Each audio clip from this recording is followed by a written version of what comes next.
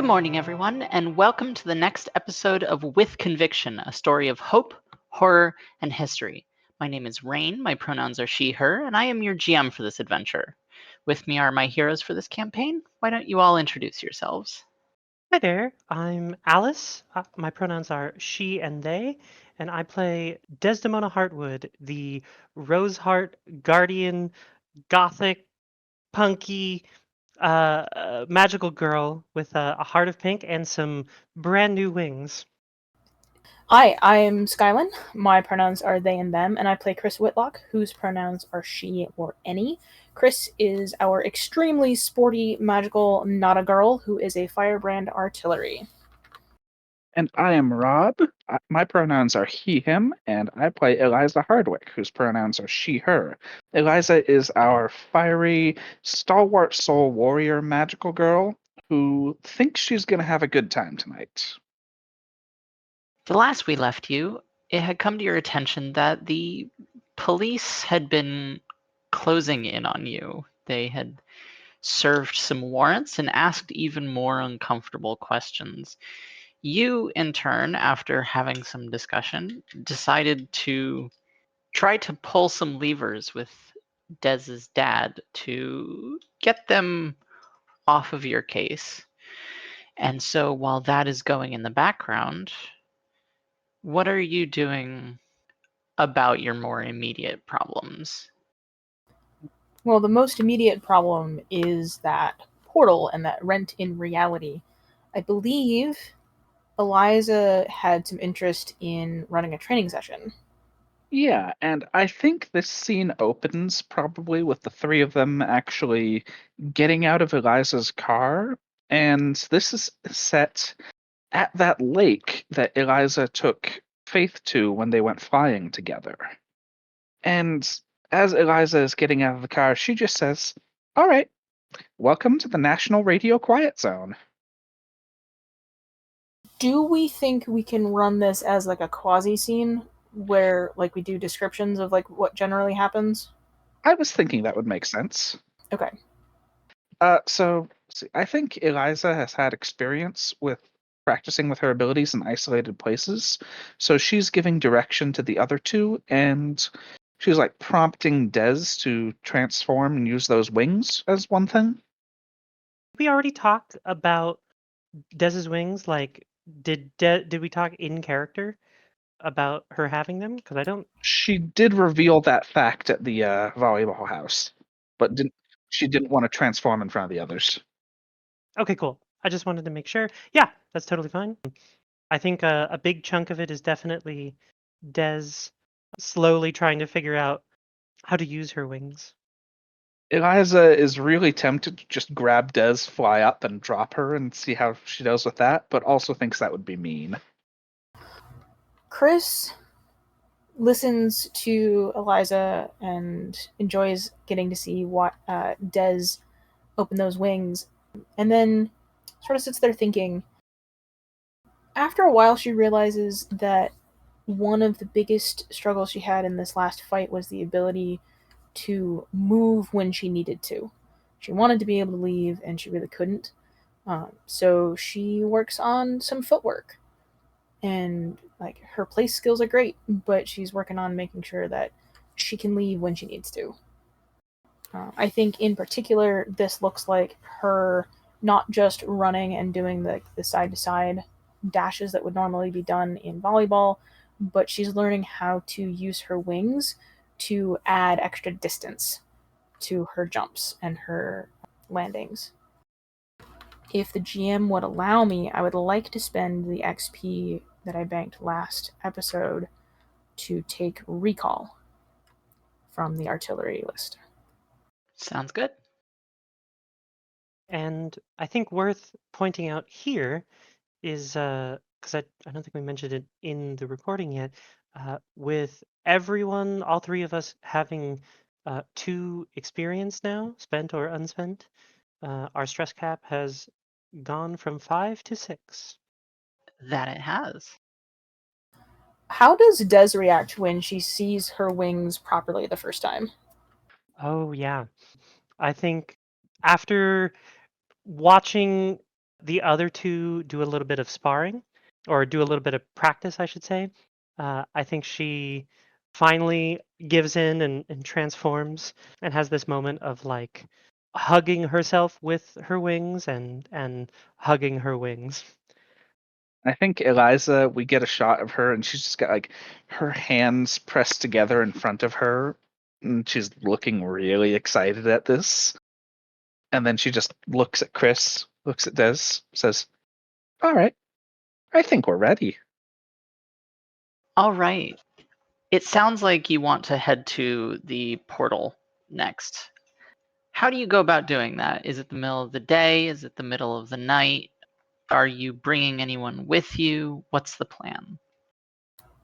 Last time we talked, we had agreed with Hazel that the best thing we could do besides going over the police's heads was to keep a low profile so that this pattern of behavior would be broken. So I would propose that we're heading out at a time where the area with the portal is going to be empty. And I suspect we have set up some sort of camera situation with drones between Hazel and Faith. And I don't know if we've thought about any sort of communication efforts yet, but that might be something that comes up next. I was thinking it makes most sense to do this on a Saturday night, just because that's the time when you two don't have class and Eliza can shift her schedule. She doesn't work on Sundays. Sure. And yeah, Eliza's got a box with one of Hazel's drones in it as we arrive, as well as she's carrying the cavalry sword. Okay, Coach. So we set this up and get online with Hazel, and then we open this up and go in, yeah? First things first, everyone, phones on the box, and she sets the box down. Chris will put her phone on the box. Yeah, so does. And Eliza does she actually also sets the sword down, and then she looks at the other two and says, "All right, let's do this." And she places her hands over her heart and transforms. I assume everyone is transforming? Yes, Des is transforming. Yeah, Chris follows suit. All right. So in that case, everyone go ahead and roll your transform. Well, I rolled a 4. Chris rolled a 6. Uh-oh. It is a 7 total for Des. Off to a strong start. Des, which way are you shifting? Oh, right. I was like, what's the side effect of passing again? Passing the check. I should clarify.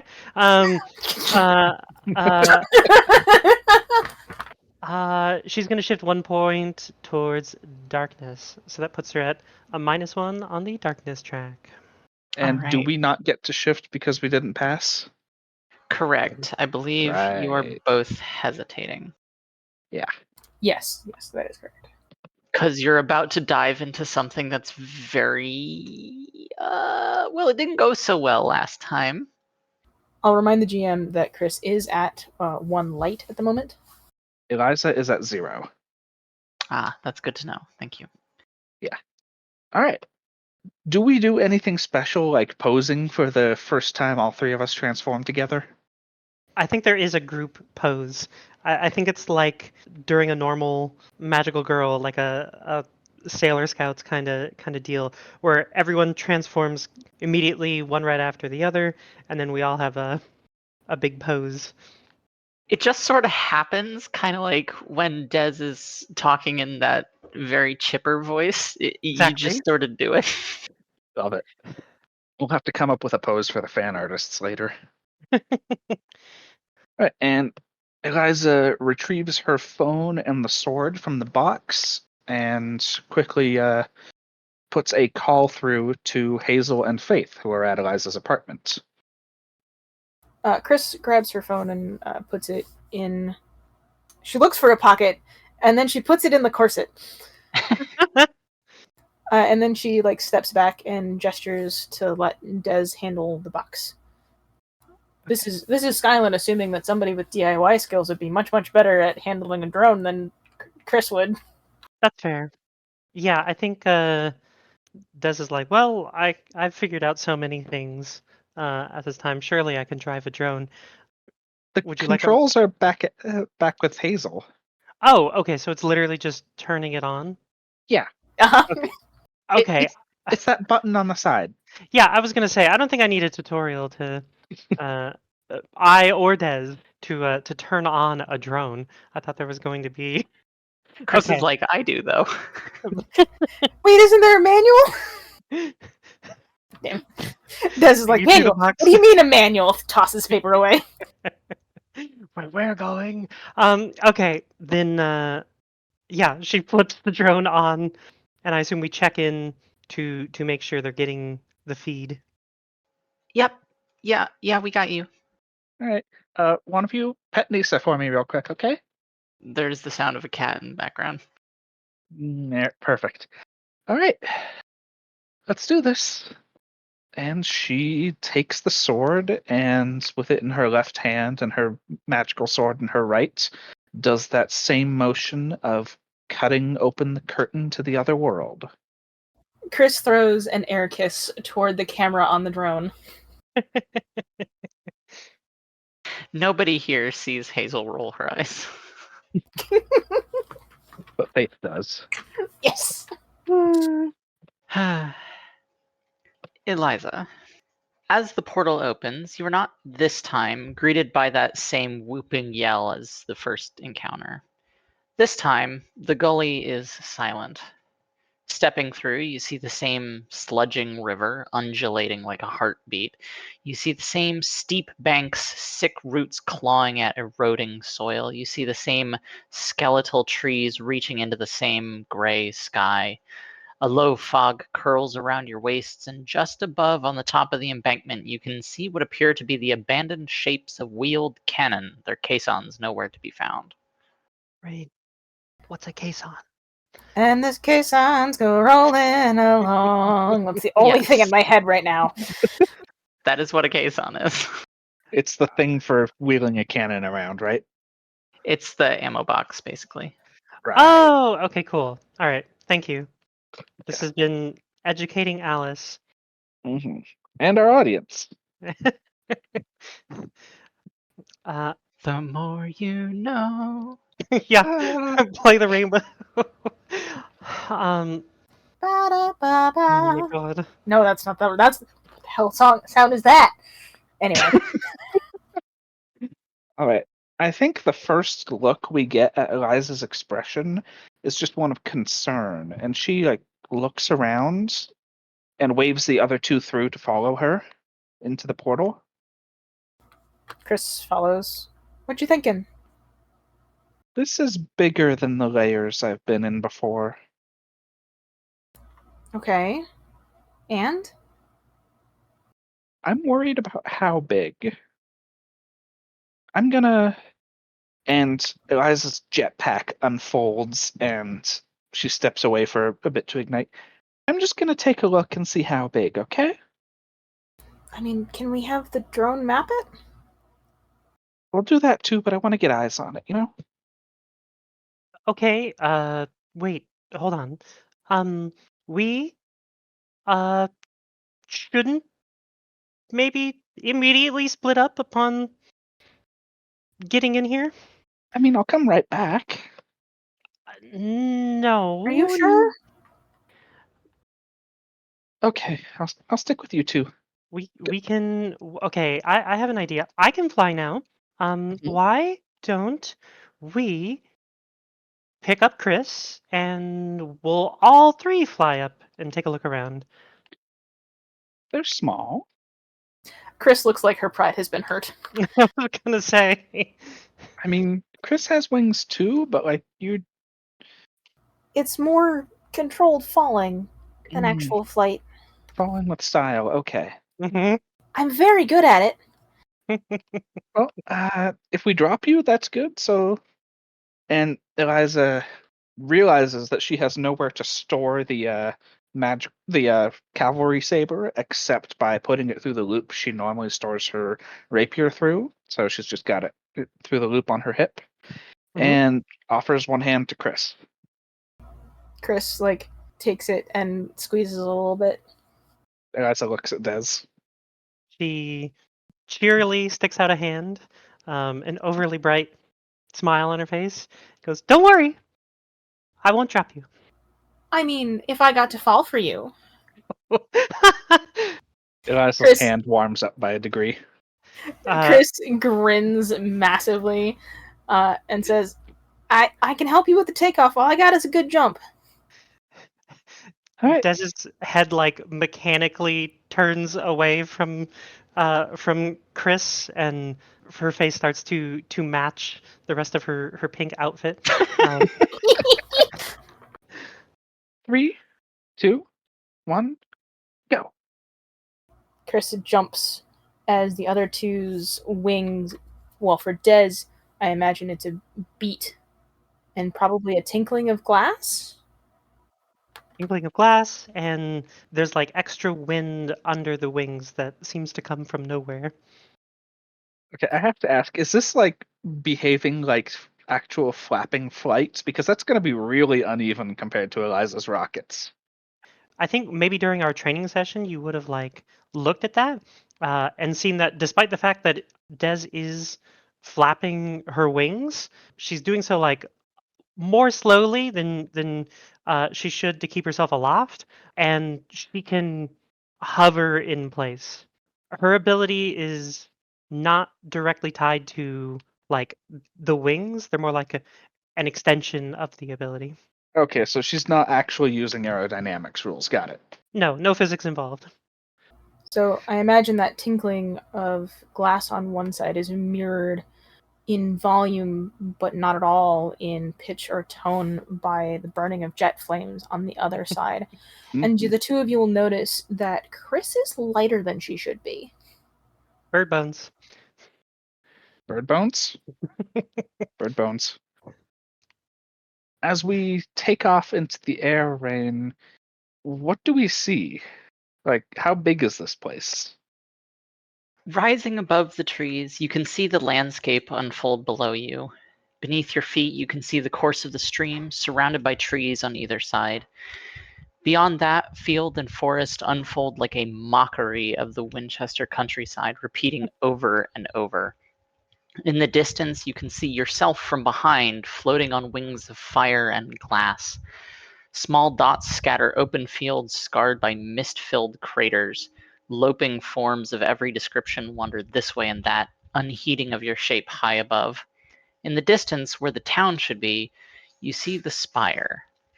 It is a tall, mottled shape, a black and purple stalagmite reaching toward a profane sky. Its structure bulges and drips strangely, formed by the piling of alien sludge over nameless time. Thinner and thinner it grows, a single slender branch reaching up toward... Your eyes don't want to look at it.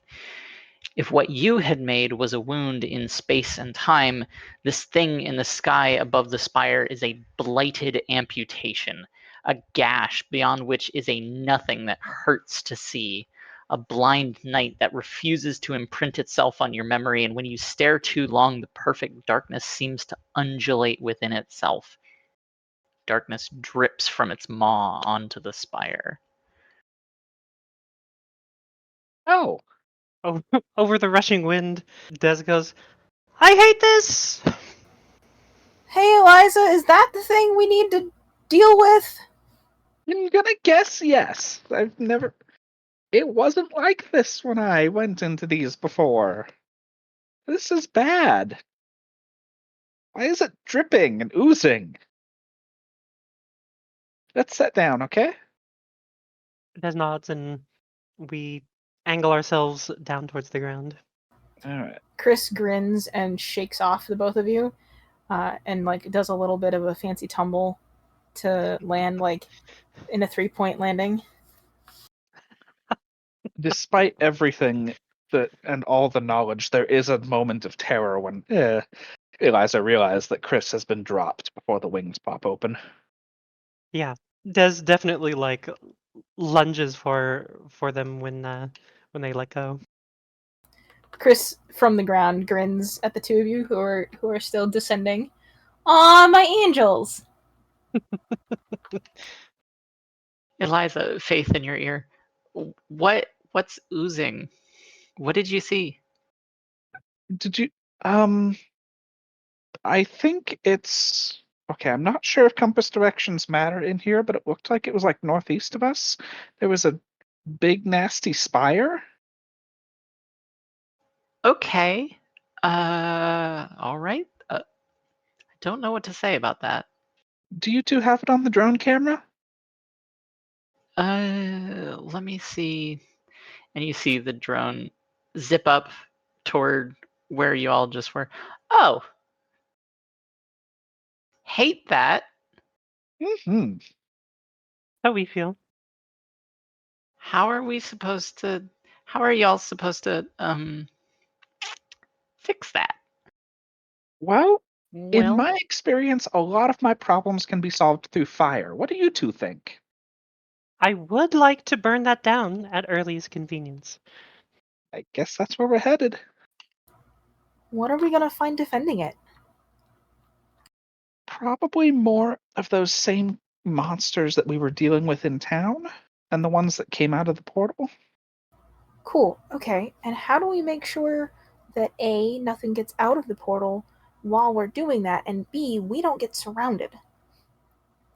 Good question. Okay, so two things to test maybe before we charge in there. Firstly, can we, while we're in here, close the portal?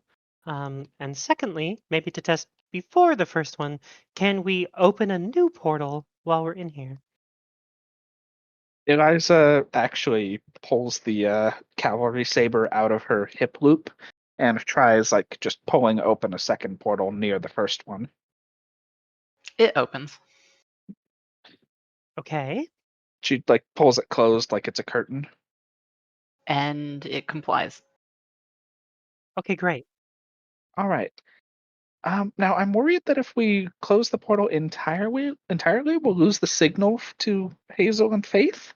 So, and she pulls the portal they came in through almost all the way closed. So there's like an arm's worth open, but no, it's too small for anything to get through. Yeah, that works, and doesn't seem to interfere with the signal. All right. So yes, we can get out if we need to. Okay. Well, that makes this a whole lot less terrifying. Hmm. All right, I say we just head straight there and see what gets in our way. Yeah, I guess nothing to it but to do it to start with. Yeah, Let's go. All right. So I assume you climb out of this gully. probably.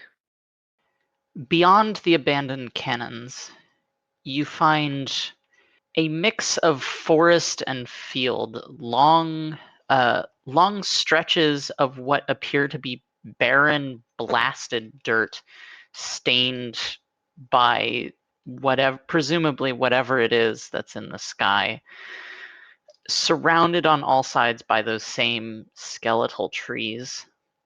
And are you trying to move through the field in the most direct path, or are you trying to move through the trees?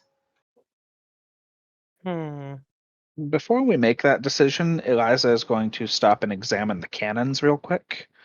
Like, are these like actual cannons or weird darkness goopy cannons? At a quick glance, they.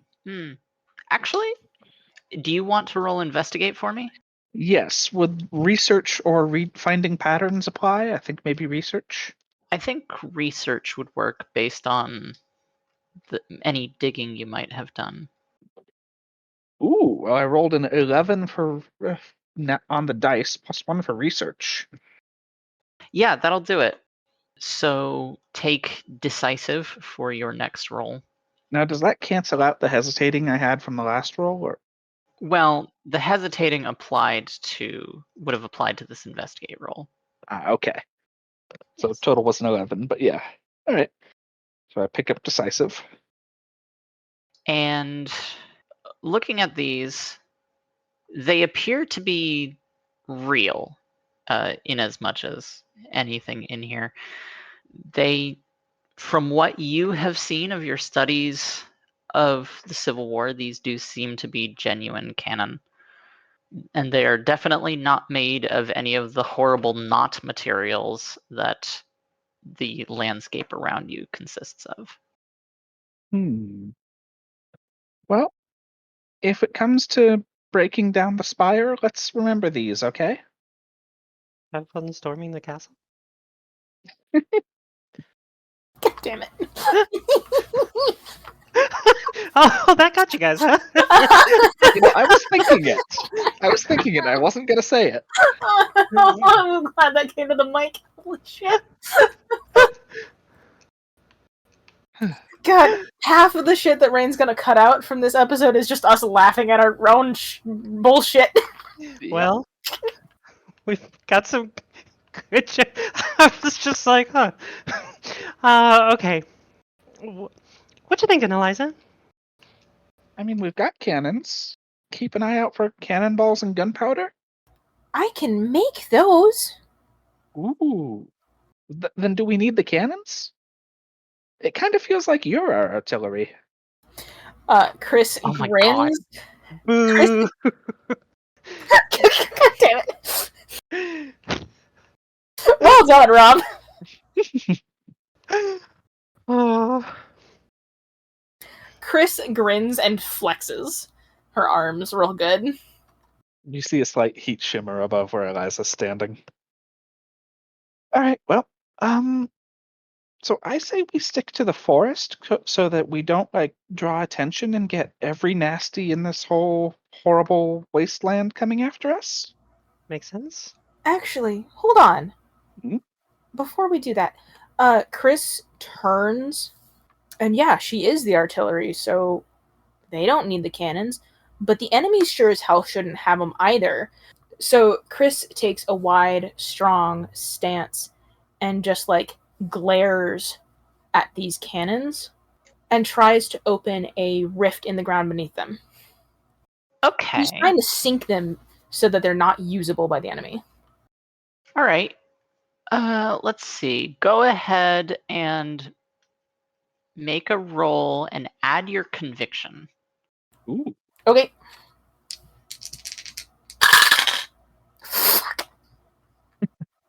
That's a 4 on the dice. Plus 1 is a total of a wonderful 5. It's actually 4 because you're hesitating. That's was gonna true. say- Total of 4. At least that burned the hesitating. Yes. Unfortunately, the ground in here is wrong. Yeah, and Chris is not quite an earthbender here. Yeah, it is not responding to you the way that you would like.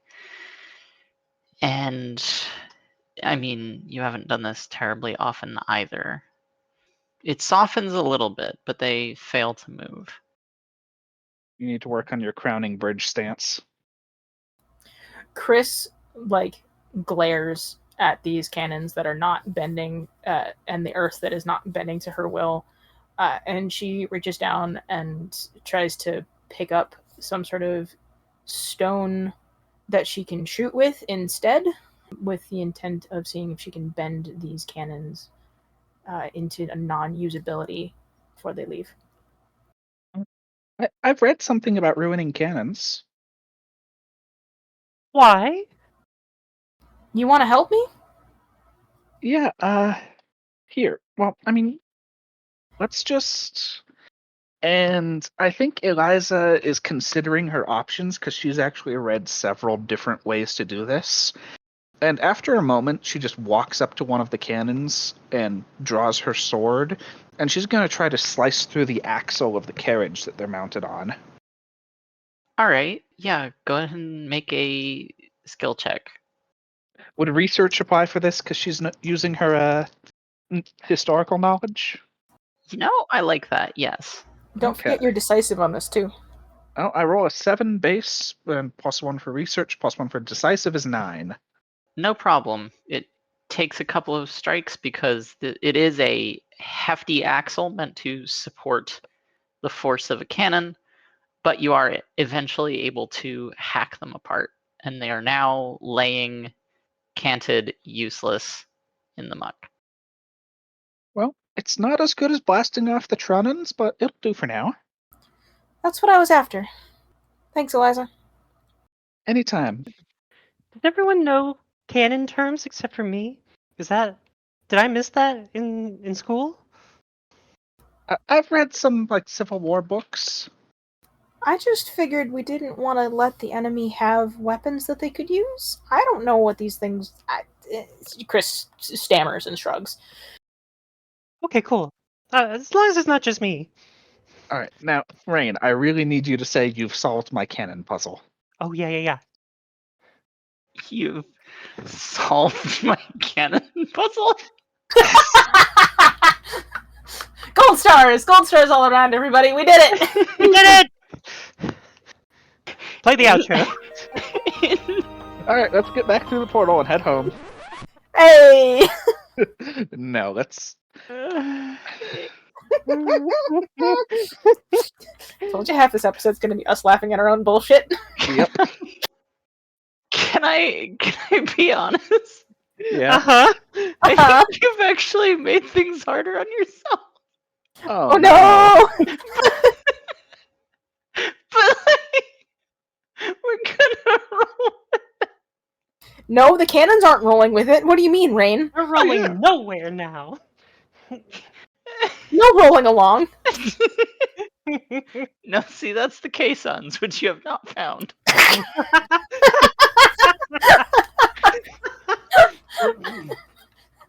What is happening? Okay, If you try to cut any one of those bits, you're gonna have to cut all of them.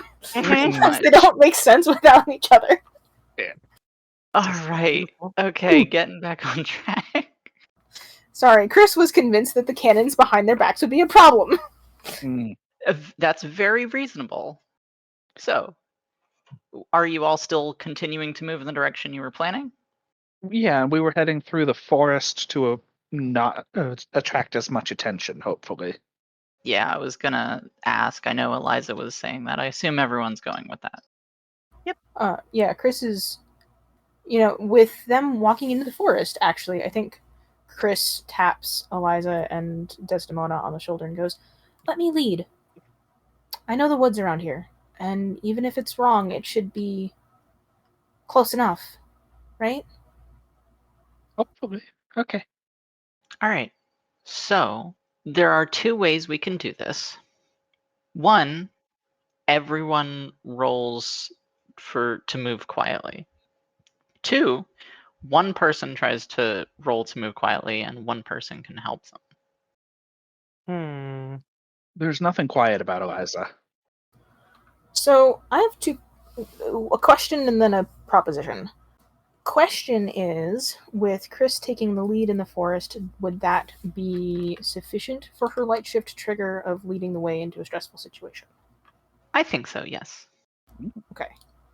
Proposition is that since Chris just said that she knows the woods around here and generally she's, a bit of a naturalist, in addition to all the sports stuff she does, I would say I could roll place for Chris to move quietly. I think if you wanted to argue that place was about placing your feet correctly to make sure that you don't step on anything or bump into anything or anything like that, I think I could see that argument. That's the direction I was going, for sure. Okay.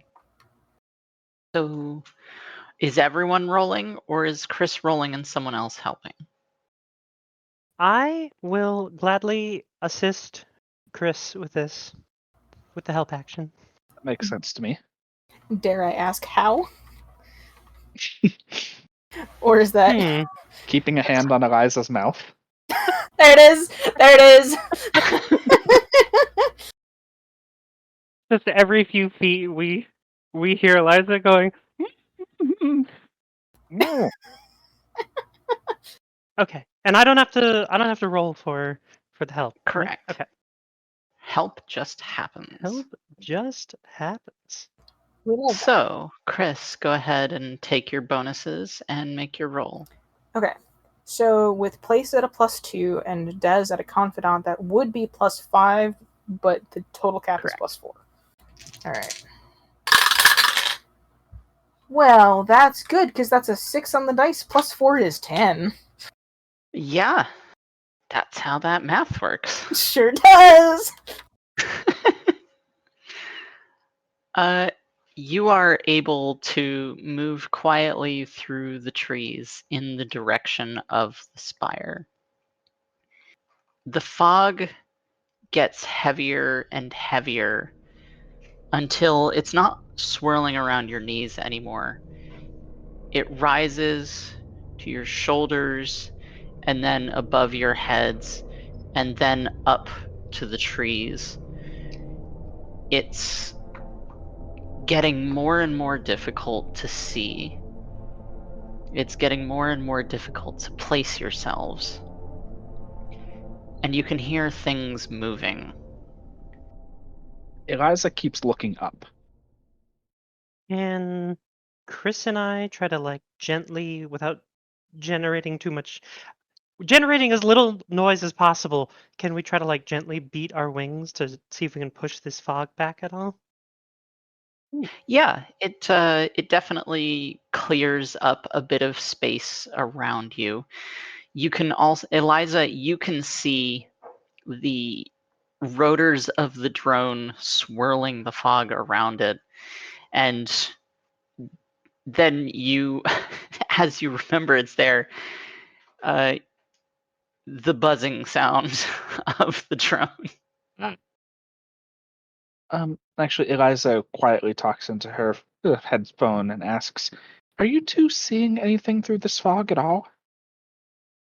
Can see you. That's about it. I'm not sure the drone's going to be much use like this. Maybe you two should pull it back to the portal in case something tries to break through. Okay. There's a moment of conversation on the other end, and it breaks off and disappears. And as the buzzing fades, you can hear a shriek of something in the distance, and something moves through the brush in that direction. No, I don't know what that was, so... Oof. Chris instinctively crouches down like she would in the parks when she hears what she thinks would be a bear. And she is suddenly moving slowly, quietly in a half crouch across the ground rather than standing at her admittedly short, full height. Indeed.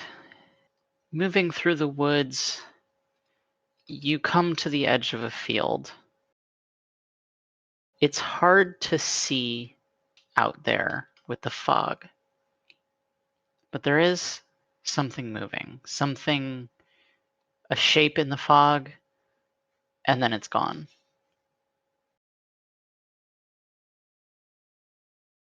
We get an idea of how big it was. About 7 feet tall. Oh, great. How do we, the players, want to deal with this? Yeah, that's my question too. Like, do we want to announce ourselves to this thing or try to sneak around to it? Normally, I'm all for announcing myself, but I feel like if we do, it'll draw more attention on us. I don't think we're getting out of this without a fight. So I think the real question is just sort of what can we do to break up the fights as much as possible so we have as close to an advantage as the GM will let us have. Do you want me to try picking that off? The fog swirls again. Do we see that same shape? Not this time. It's one of those moments where you see the movement of the fog, and by the time you look, there's nothing there. Can I have Chris peer carefully into the fog to see if she can see anything? Roll inspect. Okay. See if she can catch what it is that we're missing. Ah. Sure can't. That's 4 plus 1 is 5. You need different dice. I have 4. Mm. I was gonna say no dice, but there are definitely dice. One of them went running. I don't know where it went. What there aren't are any clues to what's out there. All right. Well, right now our goal is to check out the spire, and we're still heading in the right direction. So let's just keep heading that way. Stay close. That way is the most direct course is through the field. Are we like at the edge of the woods that we were going through or something? Yes. Field it is, I think. Eliza sets one hand on Chris's arm. Chris reaches for Des. He takes Chris's hand. All right, let's do this together. You take a step forward into the field. Nothing happens. You step forward. It's silent. And you take a couple more steps and you continue to move. And just as the trees fade out of sight behind you, there is a crack and then another crack. And something whistles through the air above your head. And I think that's where we're going to end this episode. Thank you everyone so much for listening, and thank you to my players. I will see you all next time, and have a good night.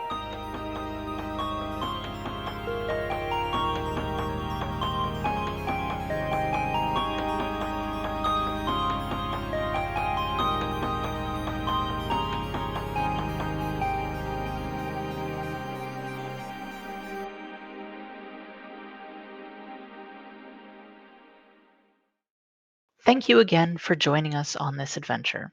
With Conviction is a production of Silver Maiden Games. If you would like to play Conviction, check out the game at silvermaidengames.itch.io. Music for the intro and outro of this podcast is A Soul with Conviction by Doom Vega, who you can find on Bandcamp. Music within the episodes is by Rachel Rose Mitchell, who you can find on Bandcamp and Spotify. All rights to the music are retained by their original artist. Production and editing are done by myself and the With Conviction cast. Thank you all. This would not be what it is without you. You can find this podcast on Spotify and YouTube or silvermaidengames.wordpress.com. You can also find more about the game, podcast, and ways to contact us at silvermaidengames.wordpress.com.